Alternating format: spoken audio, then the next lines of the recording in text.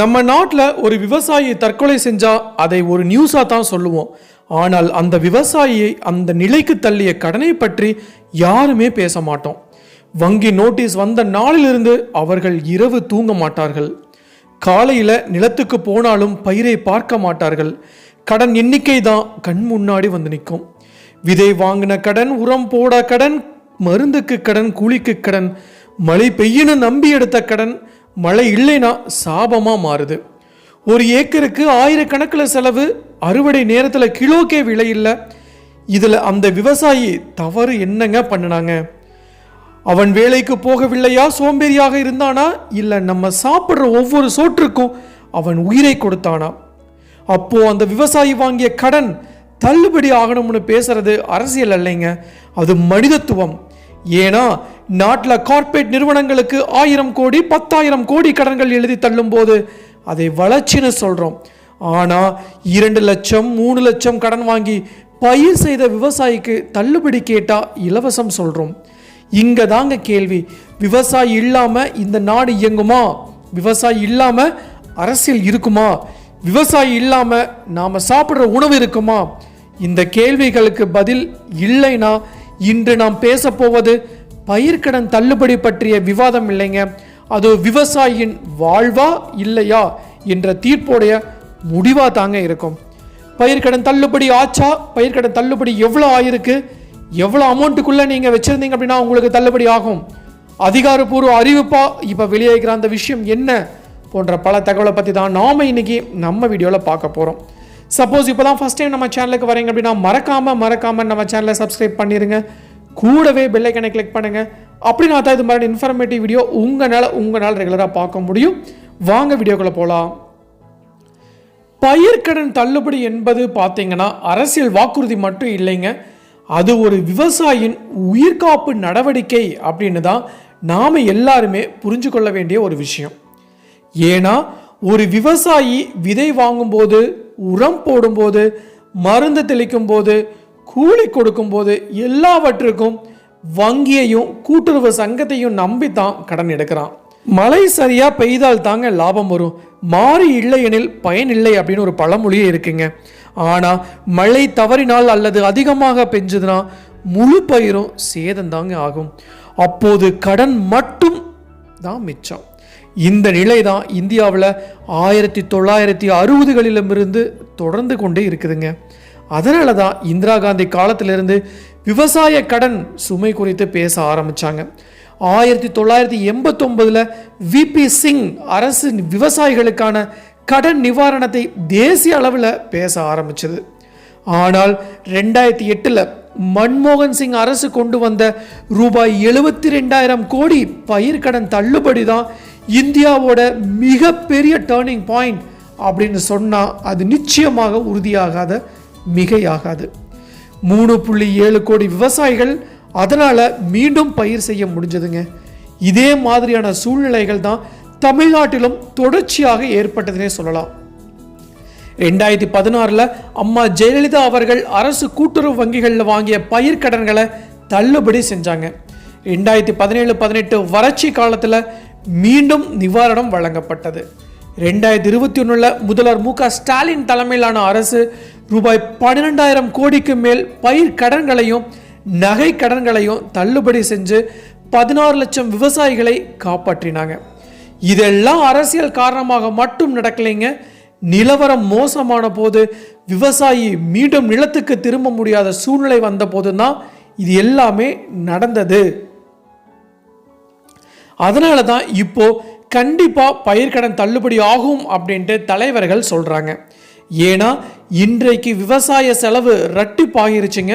So அதனால தான் நாம் பிரைம் மினிஸ்டர் கிஷான் திட்டம் கூட 6,000 12,000 ரூபாயாக வழங்கப்பட வேண்டும், அதற்கு அரசாணை வெளியாக வேண்டும் அப்படின்னு கூட நம்ம ப்ரீவியஸ் வீடியோவில் அப்லோடு பண்ணணுங்க. ஸோ பார்க்காதவங்களுக்கு கீழே டிஸ்கிரிப்ஷன் லிங்க் கொடுக்குறேன், மறக்காமல் அதை கிளிக் பண்ணி பாருங்கள். பிரைம் மினிஸ்டர் கிஷான் திட்டம் வருஷத்துக்கு 12,000 ரூபாயாக அதிகரிச்சிருக்கு அப்படிங்கிறதா அந்த அதிகாரப்பூர்வமான தகவல். அதோட முழு விவரத்தை நான் டிஸ்கிரிப்ஷனில் கொடுக்குறேன், மறக்காமல் பாருங்கள்.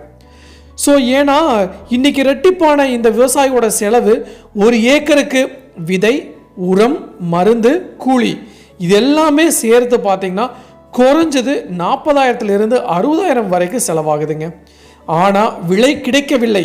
எப்போ அப்படின்னா அவங்க அறுவடை செஞ்சு அதை விற்கும்போது அவர்களுக்கு அந்த நிர்ணயிக்கப்பட்ட விலை கிடைக்கலைன்னே சொல்லலாம். எம்எஸ்பி கூட உற்பத்தி செலவுக்கு கீழே தாங்க இருக்குது. அதனால தான் சிறு மற்றும் குறு விவசாயிகள் வாங்கிய 2 லட்சம் முதல் 2.5 லட்சம் வரை உள்ள குறுகிய கால பயிர்க்கடன்கள் தான் பொதுவாக தள்ளுபடிக்கு எடுத்துக்கொள்ளப்படுதுங்க. ஸோ குறிப்பாக சொல்லணும்னா கூட்டுறவு வங்கிகளில் வாங்கிய கடன்கள் ஒரு விவசாயி 1.8 லட்சம் வாங்கி இருந்தால் முழுமையாக தள்ளுபடி, 3 லட்சம் இருந்தால் 2 லட்சம் வரைக்கும் தள்ளுபடி அப்படிங்கிற செய்தியை மீதியை கட்ட சொல்லணும் மாதிரியான நடைமுறைகள் ஏற்கனவே நடந்திருக்குங்க. ஸோ திருவண்ணாமலை, ராமநாதபுரம், தஞ்சாவூர் போன்ற மாவட்டங்களில் வறட்சி காரணமாக கடன் நோட்டீஸ் வந்த விவசாயிகள் தள்ளுபடி அறிவிப்புக்கு பிறகு மீண்டும் பயிர் செய்த உதாரணங்கள் ஏராளமாக சொல்லிக்கிட்டே போகலாம். இதனால் பார்த்தீங்கன்னா சில பேர் விவசாயிகள் சோம்பேறி ஆகிறாங்க அப்படின்லாம் சொல்லுவாங்க. ஆனால் அதே நேரத்தில் கார்ப்பரேட் நிறுவனங்களின் ஆயிரக்கணக்கான கோடி கடன்கள் வங்கிகளால் எழுதி தள்ளப்பட்டதை அவர்கள் பேச மாட்டாங்க. விவசாயிக்கு கொடுக்கப்படும் தள்ளுபடி இலவசம் இல்லைங்க, அது அவருக்கு மீண்டும் வாழ்வதற்கான மூச்சு காற்றுனே சொல்லலாம். ஆனாலும் இதுவே நிரந்தர தீர்வு கண்டிப்பாக கிடையாது. தள்ளுபடி இல்லாமல் விவசாய நிலத்தில் நிற்க முடியாத நிலை வந்தால் அரசு கண்டிப்பாக தலையிட வேண்டிய கட்டாயம் நிச்சயமாக உறுதியாக வருங்க. அதனால தான் எதிர்காலத்திலும் வறட்சி, வெள்ளம், சந்தை வீழ்ச்சி போன்ற சூழ்நிலைகள் வந்தால் பயிர்க்கடன் தள்ளுபடி கண்டிப்பாக வரும் அப்படிங்கிறது நிதர்சனமான உண்மை. ஏன்னா விவசாயி இல்லாமல் இந்த நாடு இல்லைங்க. விவசாயி காப்பாற்றப்படவில்லை என்றால் நமக்கு சாப்பிட உணவே கிடையாதுங்க.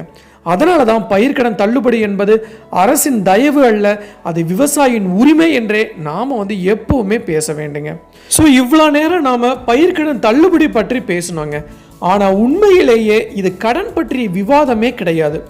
இது ஒரு விவசாயி உயிரோட நிலத்தில் நிற்பானா இல்லை கடன் சுமையில் நசுங்குவானா அப்படிங்கிற தீர்ப்பு மட்டும்தாங்க. விதை விதைத்த நாள் முதல் அறுவடை நாள் வரை அவன் தினமும் வானத்தையே பார்த்துக்கிட்டு இருக்காங்க. மழை வருமா இல்லையா, விலை கிடைக்குமா இல்லையா, ஆனால் வங்கி நோட்டீஸ் மட்டும் தப்பாமல் வந்துக்கிட்டே இருக்கு. இந்த நாட்டில் கார்ப்பரேட் கடன்கள் 1000 கோடிங்க, 10,000 கோடி எழுதி தள்ளப்பட்டிருக்கு. அதுக்கு பெயர் வளர்ச்சினா, அதே நாட்டில் 2 லட்சம் கடன் வாங்கி விவசாய செத்தவனும் தள்ளுபடி கேட்டால் அதுக்கு பெயர் இலவசம்னு சொல்கிறாங்க. இதுதாங்க நீதி இல்லாத அமைப்பு.